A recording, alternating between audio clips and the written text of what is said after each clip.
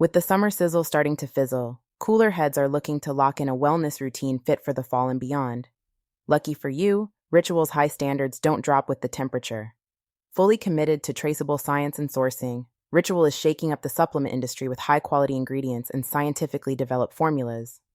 With them, you know what you're taking, where it comes from, and why it's important. They've got every base covered, from their clinically backed women's 18-plus multivitamin to groundbreaking options like stress relief and sleep melatonin, which both use first-of-its-kind BioSeries technology designed to optimize formula delivery. And right now, for a limited time, get up to 40% off your first month at ritual.com/podcast. Do you ever walk into a place and just know? Score big at 131 Sports Bar and Lounge. Place bets, enjoy 75-cent wings and $3 beers. Catch Detroit football watch parties and book VIP tailgate experiences starting at $300. Right time, right place, right around the corner. GLC, baby. That's what I'm talking about. Gun Lake Casino. Come to play. Must be 21 or older. Gamble responsibly. Dine in only. Other restrictions may apply. See Reward Center for details.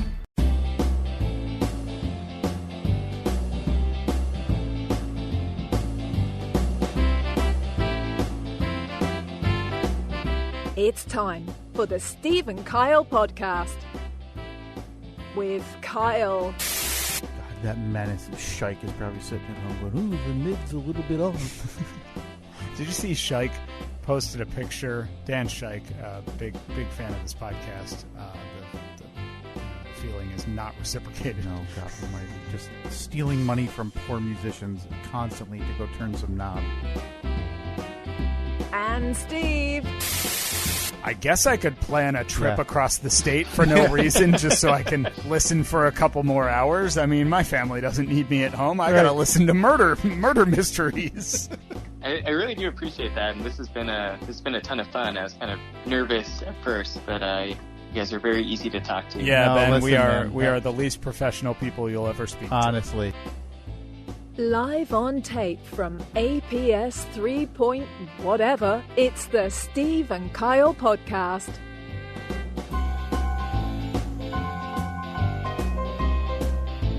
Thank you, Melissa. Greatly appreciated. Well, that was a joy last week. I enjoyed talking to somebody different. Talking to Ben? Yeah, had some nice comments regarding that interview, Steve, that we did. That's always very pleasant to read, because we're in a new spot there. Now, you're more proxy to interviews when those happen on the side gig, right? You're, for the most part, you're not directly involved, right? I don't really, it's rare that I will chime even speak up. So it's a little bit of a new item. So to hear positive feedback on our interview with Ben, podcast algorithm last week was very nice to hear. So. Yeah, if you missed it, go back, listen to it. It was a fun interview. Ben was a good guy to talk to. Lots of insight on that whole, just a ridiculous story. Yeah, I mean, just the ineptitude on so many levels of people having information that they need or that that could be useful to them and just ignoring it.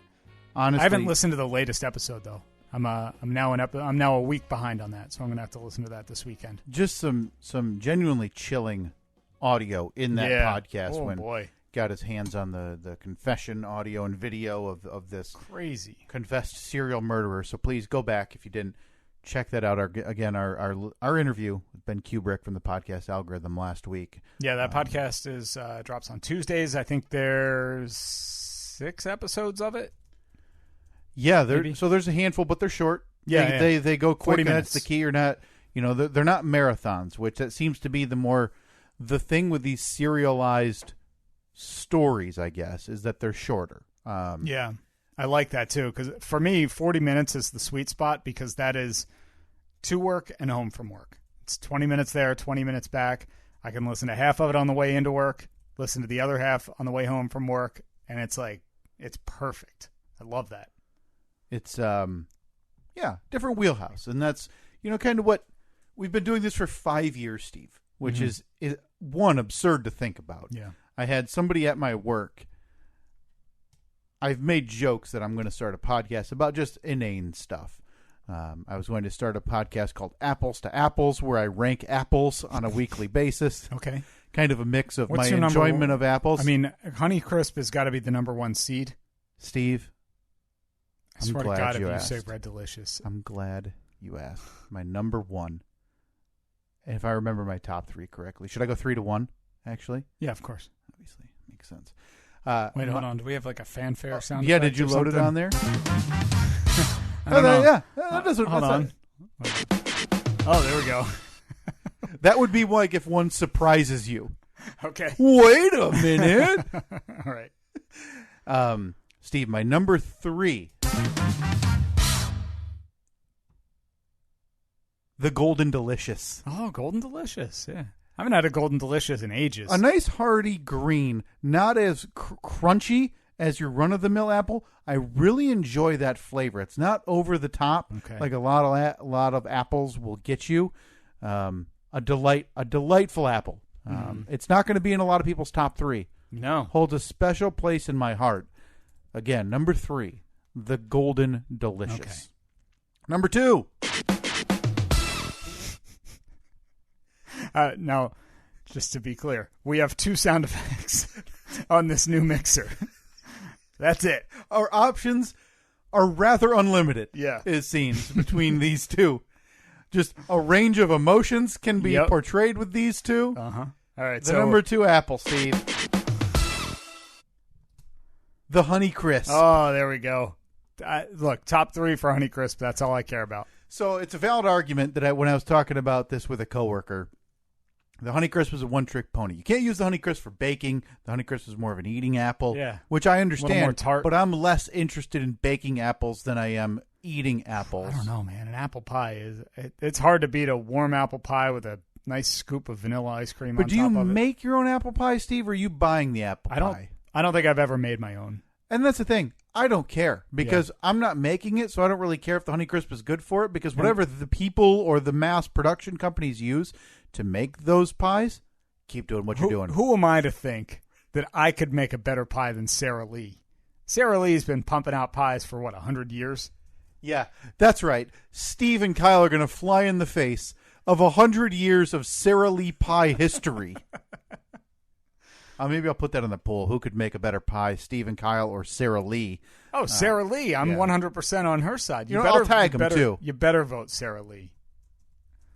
The Honeycrisp, though. I mean, the one thing I get tired of with the Honeycrisp is every year I feel like it's closer and closer to like $4 per apple. They are a bit pricey. They are the most finicky apple to grow, and I think apple growers hate them because they are so difficult to grow, but they're so popular that they have to grow them. When I did Apple Day like a month and a half ago, when I was when I hit my plateau on the diet, I did 5 Honeycrisp apples that day, and sure, it cost me like $9, but it was a sound investment. I ate the entire day for $9. That's pretty good. Pretty good deal. I love the Honeycrisp. Now, before you reveal your number 1 apple here on Applecast. This is apples to apples. Apples to Thank apples. you. Right. Of course. Silly. If you want to sound dumb, call it Applecast. You could do a hashtag Applecast, maybe. If you're posting about it. Yeah. Are you a just grab the apple and dive right in, or are you slicing it? Because I used to be a dive right in kind of guy, but lately, slicing it, I feel like the apple yield is so much higher. I get so much less waste. Sure. Because you know how when you bite into it, inevitably it kind of has like that shape where there's still a bit on the top, still a bit on the bottom, and then the middle is all cored out from eating it. Yeah. But I feel like, I don't know, I like cutting it because then I can really precisely cut out the core, maximizing the apple. Sorry, I'm putting that on the poll as well. How do you eat your apples? Do you dive right in or slice it? Okay. And I don't do those. You don't have the slicer. You're manually slicing. I don't because they're very useful. They're a wonderful gadget. Absolutely. But it's a one size fits all. Yes. And in many cases, that's not ideal because general, some of those Honeycrisps are kind of small. Yep. You have some apple waste. Exactly. Yeah. And I am all about maximizing the apple. Sure. Here's the thing with that you don't really care about when you're younger, and you shouldn't really care about it when even older. It doesn't terribly matter, but there's something to be said about getting, like you talked about, to that weird spot in the apple where it feels like your top lips wrapped around a side, and you're like trying to unhinge your bottom jaw to then like do an underbite motion. Yeah. You get to a weird spot. And then, God forbid, if I get a little piece of that core, it ruins the whole bite. Is there any other food that goes from good to horrific that quickly? Like, I mean, it's like a retaining wall. Hey, flavors on this side. The garbage is right here. Yeah, I don't think so. I mean, it's really no surprise though that horses munch it all down. Yeah, just the dumbest animal. All right, ever. so with that being said. Steve, my number one apple. The Cosmic Crisp. I don't know, that I've ever heard of that. Oh, well, I know for a Steve. fact I've never had one. Steve. Can I just get them at the store? You can. Let me tell you about the Cosmic Crisp. This is a new apple on the scene, okay? So this is a Washington exclusive. This is part of, they breed. State or D.C.? State. I don't know if, is Washington, D.C. known for apples? They got apple trees there? Oh, yeah, tons. A lot of apple trees? Yeah. Don't worry. That'll be on the poll as well. Are there apple trees and what? Is Washington, D.C. known for their apples? Absolutely. You heard it here first.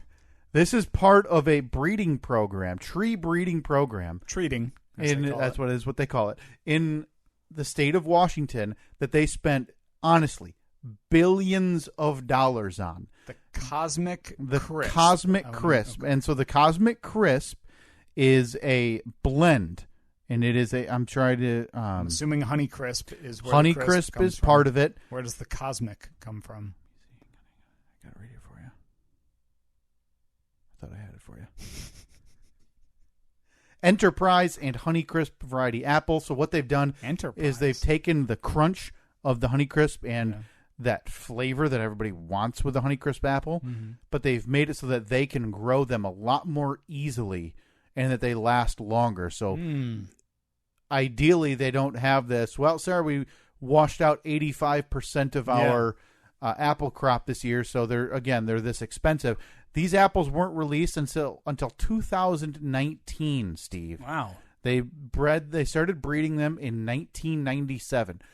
It was like 2 or 3 years ago, and I forget the magazine or newspaper. It was one of the big ones, whether it be the New York Times or the Wall Street Journal, whatever. They had like a multiple 1,000-word piece about this apple and how much the Cosmic Crisp. If you haven't, I highly recommend checking it out at your store. Oh, I've had plenty. Where are you getting them from? You can get them at the store. Just in a bag at the store. You can get a bag, or they'll be loose. They're very popular, but they're so worth your time, Steve.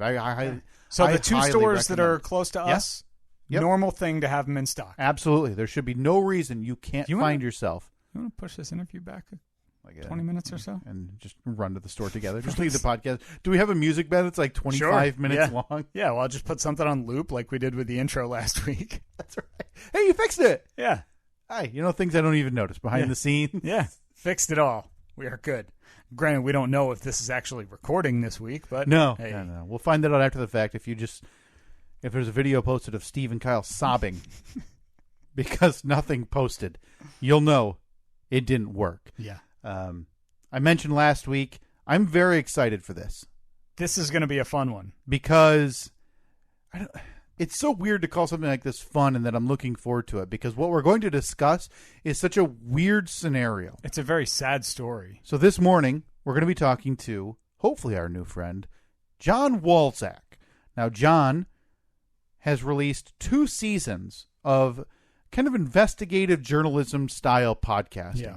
The first season was called Missing in Alaska, regarding the 1972 plane disappearance. You can't even call it a plane crash because no evidence of this airplane was ever found in Alaska with congressmen on it. Mm-hmm. That has never been solved, and that's a fascinating tale. Yeah. And his most recent efforts right now have revolved around somebody who went missing on 9/11.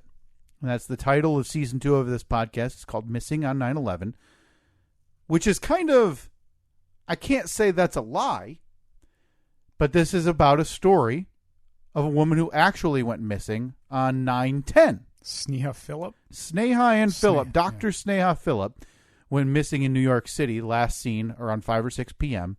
on September 10th, feet away from the World Trade Center. Right. She lived, I think he said 900 feet from, yes. The towers. In a lot of the famous 9/11 footage that you see either on the news or on YouTube, wherever it is, you can see the apartment building that she and her husband lived in. So, and the crazy thing that makes this story so unique is that it's not a story of somebody who was in the towers on 9/11. Right. There's no evidence that it is known. The strange thing is that she didn't come home the night before. So technically she hasn't been seen since 9/10. Your mind makes the connection. Well, she lived, 1,000 feet from ground zero. She probably ended up somehow in the towers when they fell, but there's so much more to the story than that. And that's what made me listen to 6 episodes of the podcast in the last 24 hours. Yeah, this is exciting for me. I really, really enjoyed Missing in Alaska. I've really enjoyed Missing on 9/11 so far. I have a lot of questions for John. There's so much to this process, and I'm stunned. I wouldn't know where to start, Steve, on the information gathering portion of the 2 cases he's talked about. That's one of my first. I don't even know if it's a question for him, but just basically to say, how? What do you do? Yeah. How do you? I mean, I guess it is a question. How do you even start? What's the first thing you do? You sit down with a pen and you're like, all right, I'm going to investigate this. Yeah, and for a lot of people, that moment is kind of the OS I give up moment, because you're talking about a case surrounded by one of the largest news stories in a lot of people's lifetimes. Sure. Information, very sensitive topic. Yes. Information quite literally buried under the Twin Towers. Yeah. That possibly pertains to this case. So, a lot of questions for John Walczak. Let's talk to him, Steve, if we can get him on the line.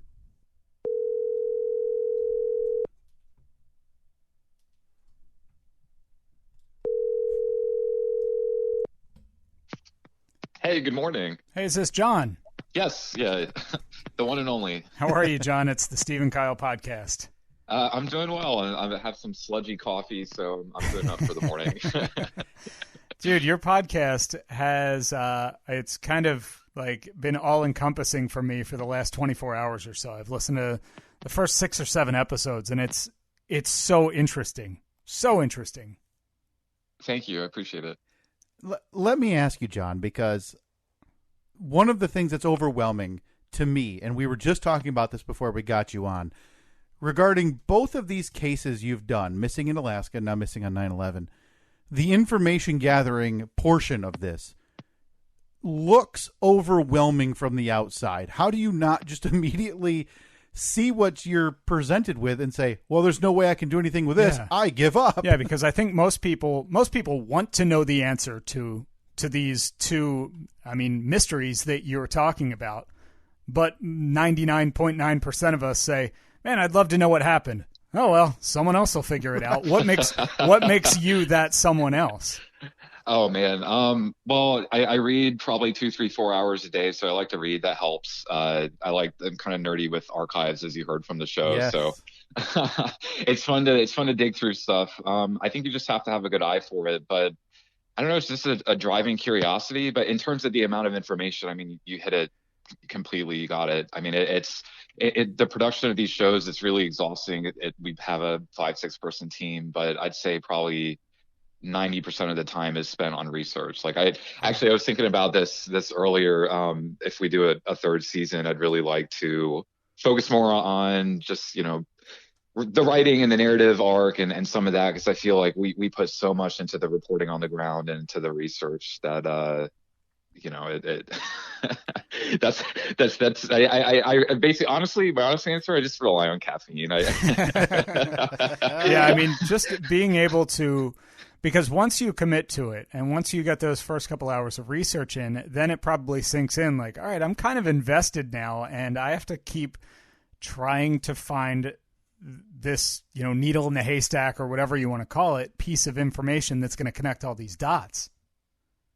Yeah. So, I mean, that's the thing. I mean, you go through thousands and thousands and thousands of pages of information, and, I mean, there might be one line that matters. So you might spend a week going through documents, but the one line actually, or a name. So like for Missing in Alaska, for example, the main story arc, what we really uncovered about the bombing allegation, that was something that came to me because I read about somebody in an obscure place mentioned once. I reached out to them. They put me in contact with somebody else, and then that person told me about the allegation. So it's kind of, they're such complex cases that if you don't do that, you're not going to find anything new. But like you said, it's very exhausting, and yeah, you're driven. I mean, it's all consuming for a long time. People don't see the amount of work that goes into these shows, not just the research, but also on the production side. We have really amazing producers. But that's what I end up. I find such like odd, bizarre little tidbits. I like throwing them into the shows, but that's just through literally thousands of pages of reading.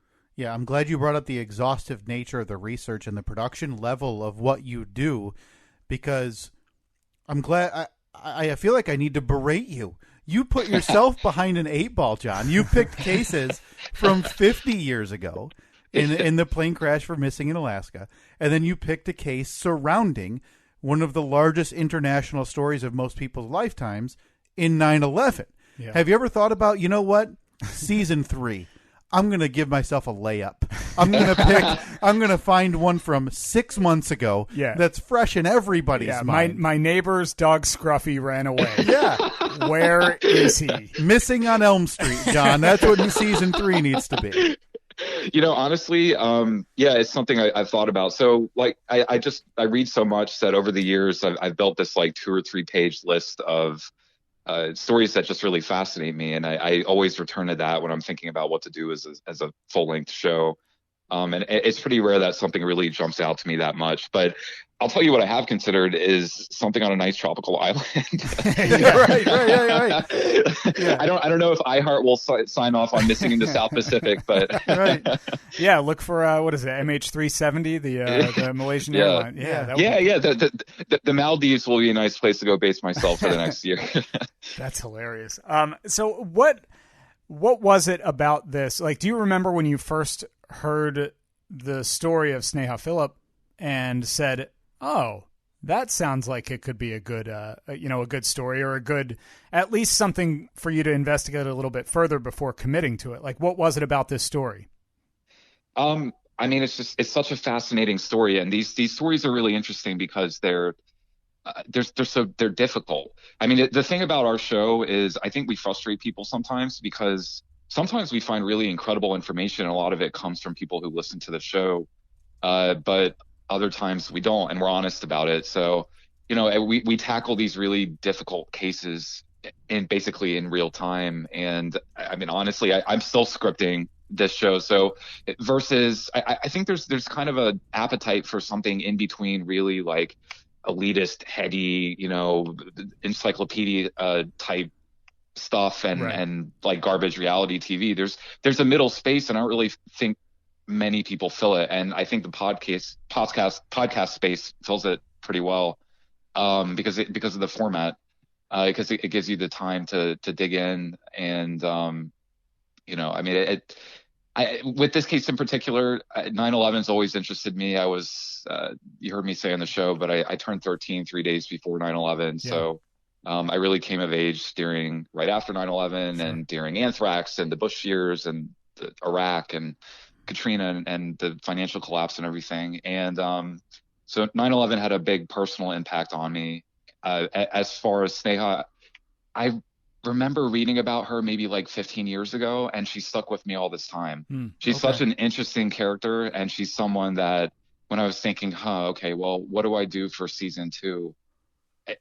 It's such a fascinating story. I don't know. She's haunted me for a long time. To say that this story has a lot of layers would be an understatement in terms of Sneha's personal life, her work life, surrounding 9/11, living feet away from the World Trade Center. Are there any of those items that you didn't either know about or weren't fully aware of going into this? I mean, there's some definite tension, I guess is the term I'll use, when you read and hear a lot about her ex-husband and the family and how they reacted after all of this happened. Was there anything of that you had no idea about going in, that you're like, oh no, this is a whole nother branch to this tree that I now have to dive into? Oh yeah, absolutely. So, I mean, that's part of the fun of the show and the research for me. If I knew everything going in, I wouldn't have to do the research, but, you know, it's digging through 1,000 pages of court transcripts and seeing a tiny detail about, you know, was she wearing contacts or glasses? Why was there dirt in the shower weeks later when she had been repotting plants? Like, did so-and-so actually come home?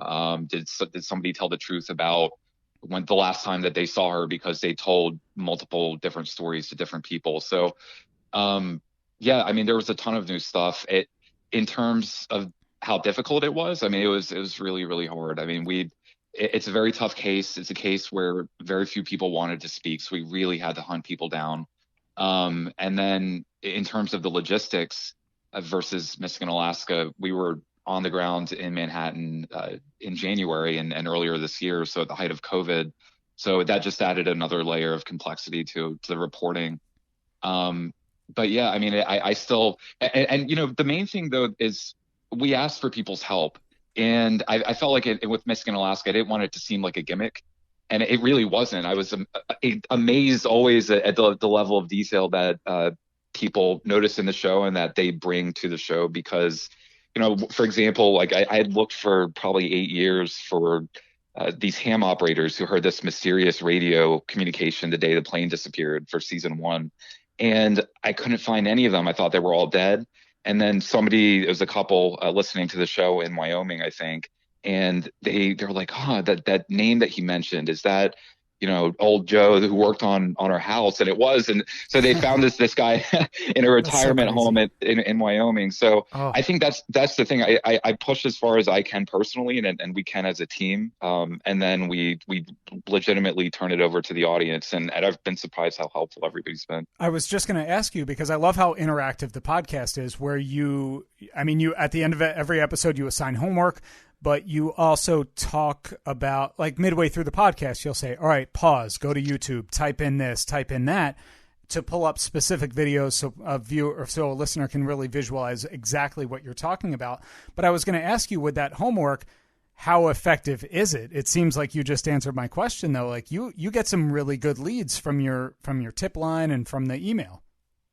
Yeah, absolutely. So, I will say it was so effective with season 1 that I made the homework assignments for season 2 extremely specific, and we still do. Yes, you have. Yes, you have. Did you work at? I believe one of the ones where you asked, "Did you work at the department store that she was last seen?" And I thought, oh, if he gets this, you might as well just have him just ask a question like, "Hey, who killed JFK?" Because somebody will send in the tip the following week. Like, oh, everybody knows that was old Bob.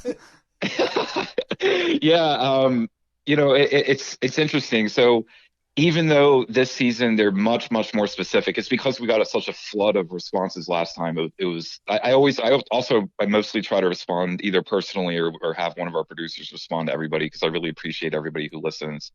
But it was so effective last time that I was like, man, I got to make this really specific this time. And we still get such a flood of contacts. So, for example, like you said, you're talking about the department store, Century 21. Another example, so there was a lead of maybe she went to Victoria's Secret or Jones, New York after Century 21. So one of the things I asked, like, did you work in the security department of Victoria's Secret in 2001? And it's amazing because I have heard from people. And you know, one other thing I asked, which was just an episode or two ago, was, do you know anyone who faked their own death? And I've already heard from 2 people who actually have told me these really compelling, fascinating stories that have nothing to do with this particular show, but it's so interesting. And so the fact that I can put out a question like, do you know anyone who's faked your own death, or have you faked your own death? And that's like, oh, of course, like, you know, that's ridiculously specific. And we get these I was like, we're actually getting answers from people. So, yeah, no, it's worked out really well. And I feel like at a certain point, I've done as much as I can with the story, and I kind of turn it over to the audience. The one thing that I had to keep reminding myself while I was listening to the podcast is that I had to listen to it with my 2001 ears on, not my 2021 ears on, because I kept thinking like, man, if this happened today, I feel like it would be so much easier to solve because we're so much more connected. And they'd be able to pull up like, oh yeah, well, Sneha was on her iPhone while she was at Starbucks on the corner of 54th and 8th at this time. But it was very strange to be, even though it was only 20 years ago, to try and listen to it with those ears. Yeah, absolutely. That's one of the fascinating things about this story and about 9/11 in particular, is that it was such a turning point in so many ways. So obviously 9/11 was a turning point, but in terms of technology, I mean, I think about, like you said, even in terms of 9/11 generally, not just this case, what would our view into 9/11 be had it happened 5 years later? Oh, it'd be insanely different. It would be so much different. You know, if the cell towers didn't go down, you'd have people posting from the upper levels of the towers. Like, yeah, there's such a limited photographic record from inside the towers. I mean, I tracked down all the images and all the videos that I could find. It's extremely limited, and it is a really just fascinating thought process to say, well, what would it be like if it happened today? How would we view it in real time? What would the historical record be? And then, like you said, you know, as we go further into the 21st century, you start to run out of these mysteries, because even though this was only 20 years ago, you know, and I'm 32, so I'm young, but I'm becoming a crusty old man slowly. But you know, I obviously I clearly remember 9/11, even though I was a kid. And yeah, I mean, what would we have today? We would have Alexa recorded her at 10:07 a.m. and she logged into Gmail at this time. And so it, you know, you almost, I don't want to say you lose the wonder of mystery as you move further along into this century, because other people's suffering, I really try hard to empathize with families and not just use people as like pawns for entertainment. But you do lose those mysteries. I mean, that's MH370 was incredible because the fact that something like that could happen in was it 2014? Yeah. So what would we know now? I mean, you know, another example of that is surveillance footage. So you have a few frames of her at Century 21, and it's really fascinating. But what would you have today? I mean, she'd be caught on somebody's Ring camera. She'd be the detective at the time and her husband had to sit there for weeks, frame by frame, like looking through this grainy footage for her. Oh, so it's fascinating. You know, one of the things that I'm so curious about is, how do you brace yourself? How do you prepare yourself to talk to family, friends, people who knew somebody involved in a tragedy like this? It takes a special kind of nuance, John, to get you in the mind frame to do that, I have to imagine. Yeah, it's difficult. So, you know, I started my career as a print reporter at a newspaper in North Carolina, Asheville Citizen Times, if anybody is listening, Asheville. but so I was a general assignments reporter and a crime reporter, and honestly, I hated it.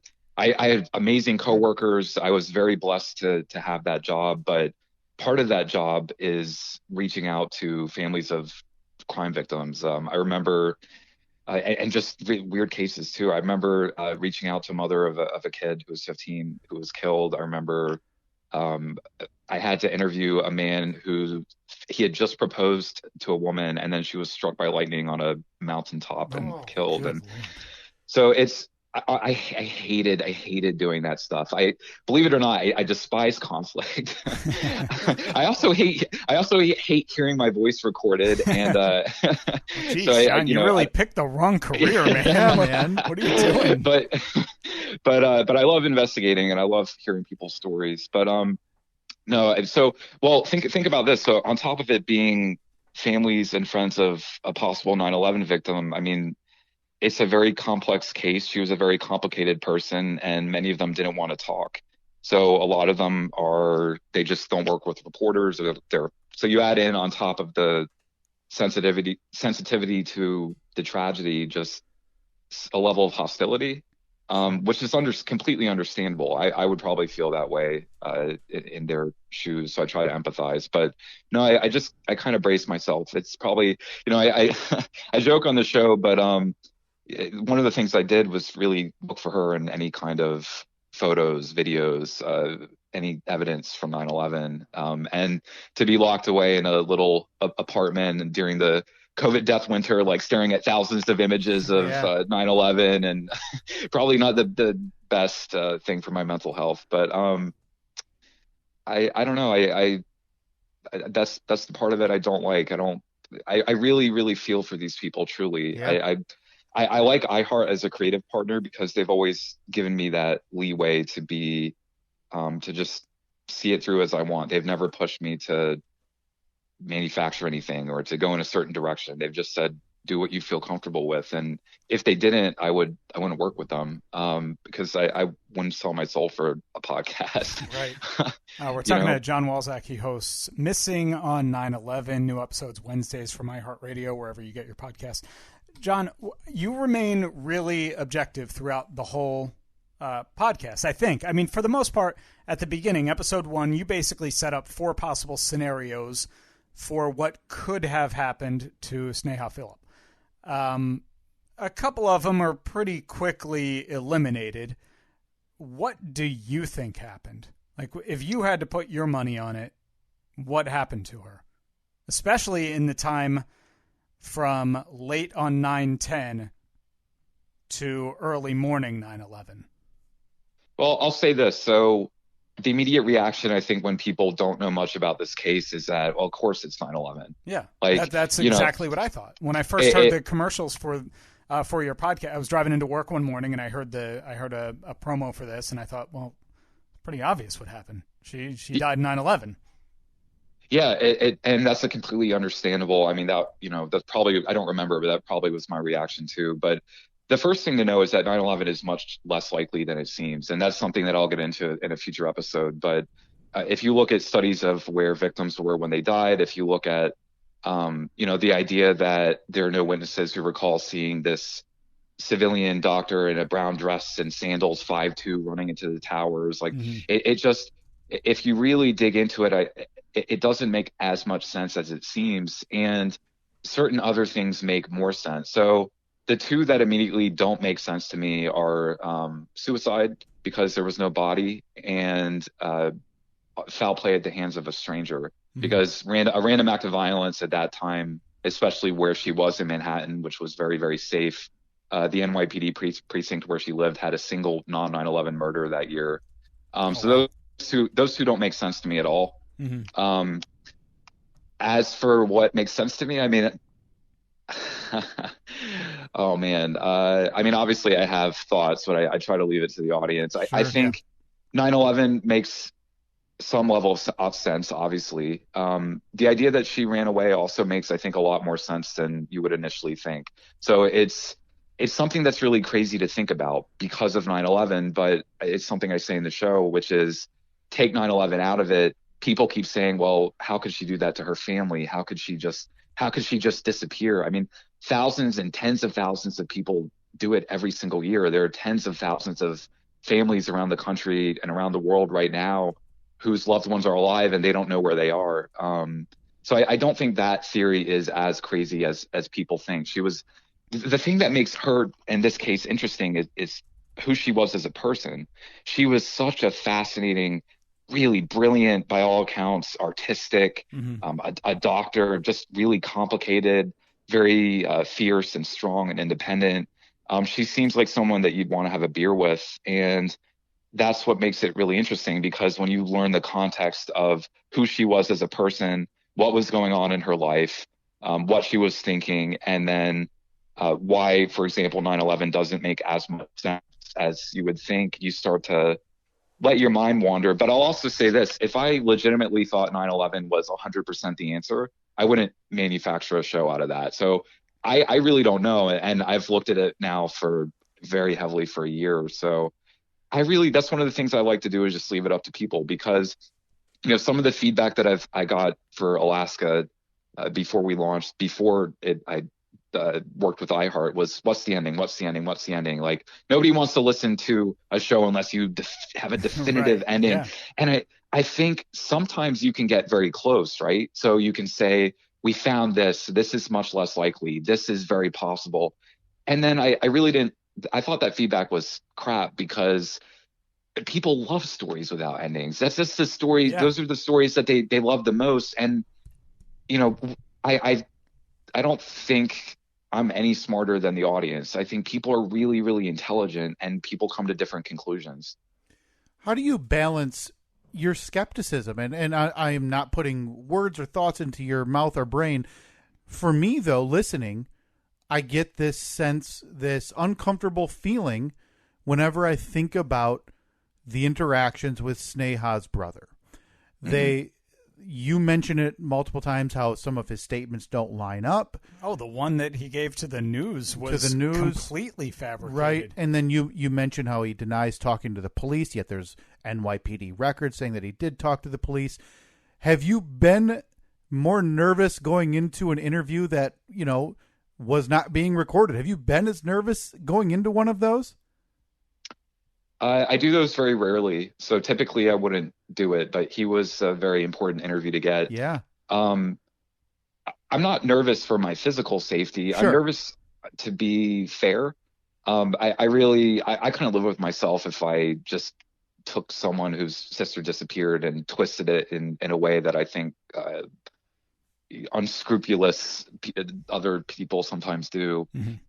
So I think the biggest thing is really to think it through in my head and say, am I missing something? Like, I'm completely fine with pointing out inconsistencies and saying, you know, this person said this, but it doesn't make sense, or they admitted that they lied, but is there a reason? Or, you know, one thing that you deal with both of these shows are people's memories.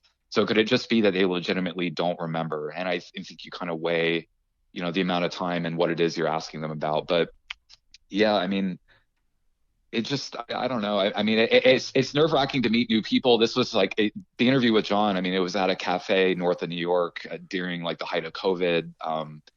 I wasn't really going out too much. I mean, it was thousands of people dying every day. It was a very grim winter day, but it's tough because, you know, one of the things with this show. So on one hand, there are all these inconsistencies, and you definitely have, I think, a duty to ask about them. But also, I really want to portray Sneha and people in other shows too as people. As I tell that to the families, and it's really true. I mean, I wish I could play home video of her. I wish I had more. I try really hard, and that's part of what makes it interesting. Is she's this unknown, complex character, and you're really trying to understand her, because to get to the answer, you have to understand her. But I try to just be fair, but at the same time call bullshit. Right. So I'm very, very, very careful with how I ask questions, and I'm also extremely careful with how I tell the story. One of the things that I really ask our producers when we look at scripts together is rip it apart. We have people on our team who are usually skeptics and people who take different approaches, and I really appreciate having the scripts before we air or record ripped to shreds, because sometimes I miss things sometimes, but together as a team we usually do a good job. It's funny, the way I think about it, John, is in the most recent Avengers movie, there's an iconic scene where Doctor Strange holds up one finger and he says, you know, 1 out of 14,000 scenarios does this go well. I look at that as you walking in to talk to the brother of somebody who went missing on September 10th or September 11th. There's not many scenarios there where you can come out winning. It's going to be, if anything goes sideways, who's going to point the finger at a relative of somebody who presumably passed away on 9/10 or 9/11, and he can just sit there and say, he was poking and prodding into the personal life of somebody who died. And there you are. There's John Walczak. John Walczak, the dickhead. There he is. Yeah. I mean, I think it's completely fair. And you know what? It's fair to hear that from anybody, because if you're going to go at one of these stories and, like you said, it's somebody who presumably died on 9/10 or 9/11, and you're going to dig into their life, well, what's the purpose? What's the reason? And that's getting at, if I really purely fully thought 9/11 was the answer, I wouldn't manufactured doubt. I just wouldn't have done the story. Yeah. So I think the other way to look at it is there are very serious people in this case, detectives, judges, who have really serious doubts. Some of them spoke to me on the record, some of them spoke to me off the record.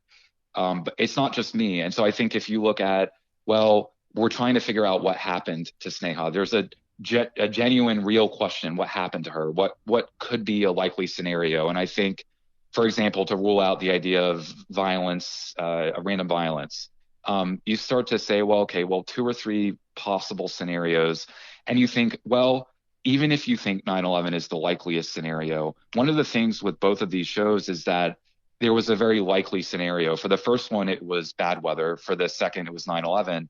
And because there were really likely answers, just obvious, immediate answers, there was a lot of investigative work that wasn't done, that in any other case would be done. Yeah. And so I think if there is an alternative explanation for her disappearance, I think the NYPD detective did the best that he could, given the circumstances. But yeah, and in terms of just like digging into somebody's personal life, what needs to be included? I learned a ton that I don't put into the shows, and I ask myself, like, do you need to include this? Does all this nitty gritty detail about somebody's sex life need to go in? I mean, people would be interested in it, but yeah, it would be a dick thing to do. So I try to be empathetic. I mean, I know it sounds cliche and stupid, but it's true. Well, his name is John Walczak. He hosts Missing in Alaska. He also hosts Missing on 9/11, which we're talking about right now. New episodes available on Wednesdays. John, how many more episodes will there be in this season? So we're planning on 10 main and at least 2 bonus, but okay. I think for the first one we planned on 10 and ended up with 17. So right. It all. What does John Walczak do? You spend so much time, and you mentioned you've been working on this one for the better part of a year. What do you do to wind down? I mean, this seems like it's so consuming, and you now have learned so much about the life of someone that honestly you've never heard her voice. You've never seen video of her, the way she walks, nothing. You're so all consumed.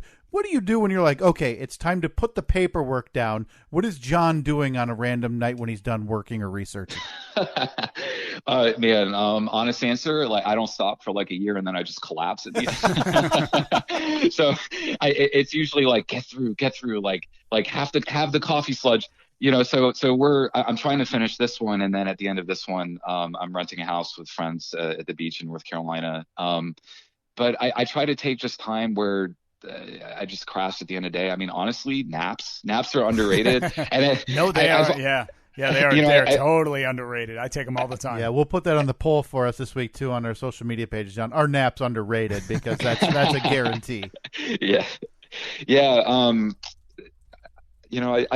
I'm very blessed to do this. I've only done this for 2 years though. So, I mean, before that, I've had normal jobs. I mean, I've worked everything from a dog kennel to CVS to movie extra to all kind of journalism, all kinds of stuff. So I'll do this as long as they'll have me, and then you'll look for me at the local soup kitchen. Right. So. Are your friends, do your friends just hate you though? I mean, because you said this consumed you for a year, and now you're going to go rent a house with them when you're finally done with it. But are they just calling like, hey, John, what's going on your, how you doing this Saturday? And you just go into this long rambling note about Sneha Phillip that they don't want to hear again? Yeah, especially this year with COVID. I'm like, what a great topic. Everybody's coming out of COVID. It's the summer. It's like, yeah, July 4th, we're free. And then I'm like, 9/11. Yeah. Hey, guys, you heard this fun story? Hey, guys, want to hear about the sexual harassment claims against this? You're like, no, John, no. John, one more question before we let you go. Now that life is returning to normal, how good are you at Best Fiends? Oh man, woo man. I collect all the cute and colorful characters. I'll leave it at that. Has it gotten to the point where that ad copy? No, I'm not saying you're reading it live every week or you're not, but that ad copy seared into your brain, right? Oh yeah, absolutely. And that's the one that I hear the most about, is because most, everything else is kind of just normal. And then that people joke with me about that all the time. Hey, whatever it allows to keep you doing what it is that you're very, very good at, John. Again, John Walczak, host of Missing on 9/11. New episodes everywhere you get your podcasts on Wednesdays. John, they can find you on Twitter. You have a thread, I believe, of where you're you're dropping documents and stuff related to the podcast, where is that they can find you? It's at John Walczak, which is JONWALCZAK. Awesome. Please also, find him there. What's the phone number that, in case you have any information on anybody that you've talked about in the podcast? It's 1-833-NEW NEW tips, or people can email us at tips@iheartmedia.com. Awesome. John, thank you so much, man. This is this podcast, like I said, it's completely consumed me for the last 24 hours. And once we're done talking to you, I am going to listen to the 2 episodes I haven't listened to yet, and then anxiously await Wednesday for the next episode. Okay, thank you guys so much. I really appreciate Thanks, it. John. Thanks, We'd love to talk to you again later on. I have so many questions about your path from the Asheville Citizen Times to being this full-fledged investigative podcast journalist. That's quite a journey, man. Yeah. I'd love to talk with you guys again. I always appreciate the attention for the shows, and I appreciate it. I appreciate everybody who listens, really. I love the feedback, and there's somebody out there has the information, so everybody go listen to the show. Hey, if one of our listeners tips you off, we get full credit, right? Yeah, absolutely. I'll have you guys on the show. Perfect. Yeah, I want to be right after the Best Fiends read. Okay. How about you read Best Fiends? Oh my God, what an honor. We are not going to let you go back on that offer. Okay. Our lawyers will be in touch. John, it's been great. Thanks, man. Thank you, guys. Bye. See ya. That was a lot of fun. I love it. I love it. That podcast, man. I'm not just blowing smoke up his ass either. When you first booked this, I had heard the ads for this as I was driving into work one morning. I had also heard the ones for Missing in Alaska, and I was like, man, that sounds really interesting. I never did listen to Missing in Alaska, but now I'm going to go back and do it. But you had sent a text the other day, maybe like on Wednesday, saying, hey, just a reminder to try and listen to an episode or two. And I was like, yep, I had a reminder in my phone for Friday afternoon. Ended up listening to one episode, like half of an episode on the way home from work yesterday. And I was like, oh boy, this is good. Listen to the rest of it yesterday afternoon. And then just went out in the garage. I was cleaning up some stuff last night and kind of getting everything straightened up. Listened to like 3 more episodes. And then I woke up this morning, got up early today so I could listen to 2 more. Yeah, it's great. Good. And it's he mentioned it briefly, but I feel the same way. Does everybody hates the way they sound, right? Yeah, I think it's just in my case, I'm just used to not liking the way I sound because it's been 20 years. But yeah, I think that's a fairly common thing. Because I listened to John, I listened in live. Again, I'm not blowing smoke. I listened to Missing in Alaska. When this came out, I had started my new job in the office where I was listening to a lot of podcasts and stuff. I listened to it weekly as it came out, and I'm so glad he mentioned that story about how a listener tipped him off to the amateur radio operator. Yeah. It's such a fascinating saga that it actually worked out for him to be able to talk to that guy. Stunning work by John. Amazing help by the listening audience there. Again, Missing in Alaska, Missing on 9/11.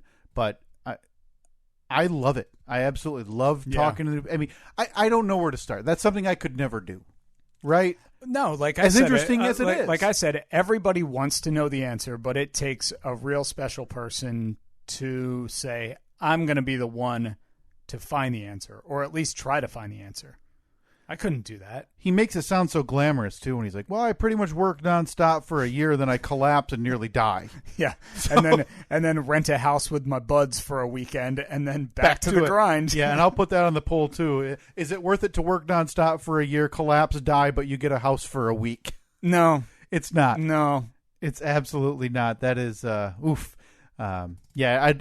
I'd love to follow up with them towards the end of the season when they're done with that. I'd love to talk to John. So a couple more episodes, you can get caught up. Missing on 9/11, Missing in Alaska. Yeah, Steve, should we recap the polls here before we end up getting out of here today? Let's do that in 1 second. I'm still trying to figure out the buttons over here. All the best and brightest have these same issues, though. It's not just it's not just us. No, not yet. Hold on, I gotta wait for that to stop blinking, and then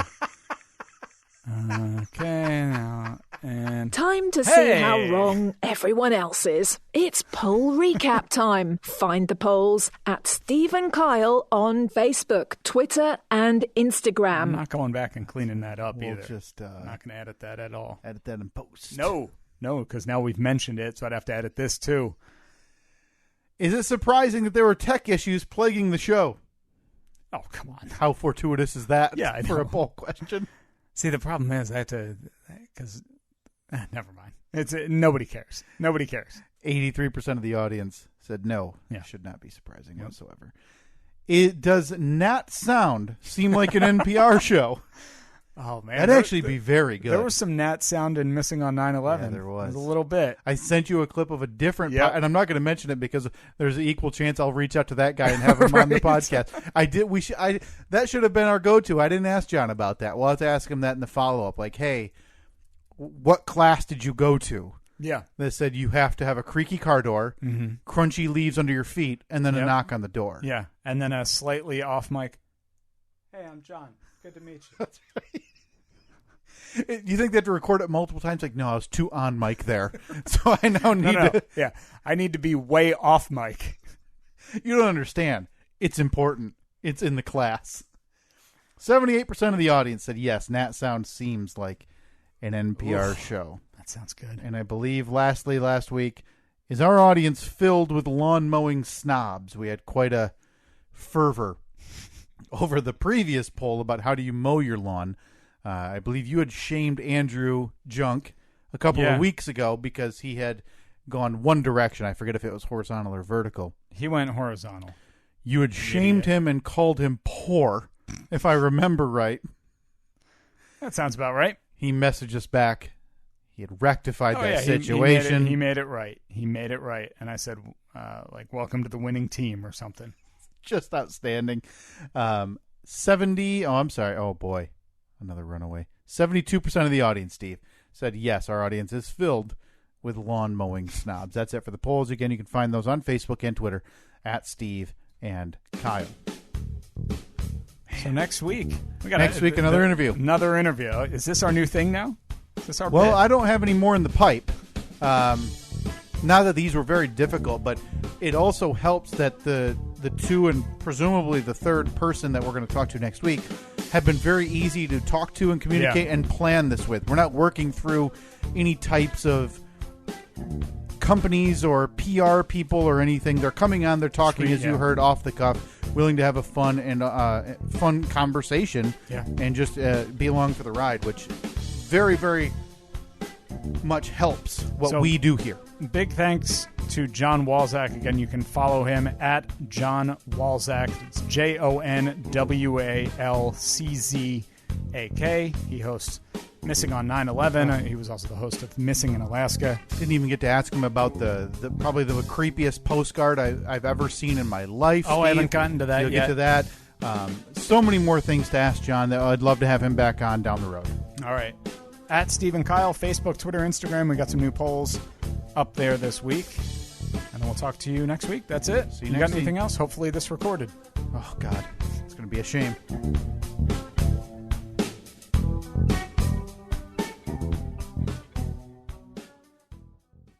With the summer sizzle starting to fizzle, cooler heads are looking to lock in a wellness routine fit for the fall and beyond. Lucky for you, Ritual's high standards don't drop with the temperature. Fully committed to traceable science and sourcing, Ritual is shaking up the supplement industry with high-quality ingredients and scientifically developed formulas. With them, you know what you're taking, where it comes from, and why it's important. They've got every base covered, from their clinically backed women's 18-plus multivitamin to groundbreaking options like stress relief and sleep melatonin, which both use first-of-its-kind BioSeries technology designed to optimize formula delivery. And right now, for a limited time, get up to 40% off your first month at ritual.com/podcast. At Trinity Health, your everyday movement matters. Our orthopedic experts want to help you move with confidence and not hold back because of a bone or joint injury. Whether you're playing sports, working out, or wrestling with your kids, you deserve to trust your body and be free from pain. Trinity Health orthopedic experts are here to get you back to doing what you love. Connect with us at trinityhealthmi.org/ortho. Trinity Health, we see all of you.